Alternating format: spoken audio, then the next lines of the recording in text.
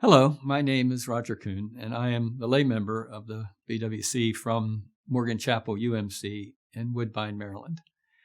In November, Maryland voters will be asked to vote for or against an amendment to the state constitution, creating a right to reproductive freedom.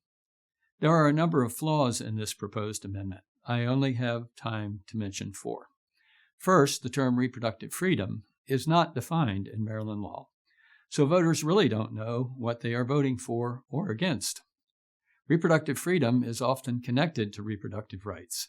The rights included may include a fairly small number of rights related to pregnancy and women's health care. If these are intended, they could have easily been included in the amendment. Now they may or may not be included depending on the courts. Second, reproductive freedom may be interpreted to include things voters might not intend as they consider their vote. One example is the suggestion by at least one article favorable to the idea that reproductive rights include what is commonly referred to as gender-affirming care.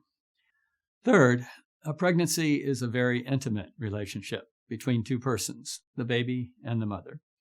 Thus, any action taken regarding the pregnancy must consider and balance the interests of both persons.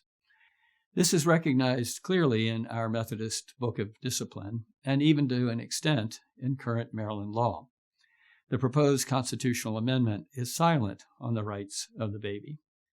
Fourth, the proposed amendment is silent about age. If minors possess this right independent of their family, it will be difficult, if not impossible, to protect them from those who would prey on them.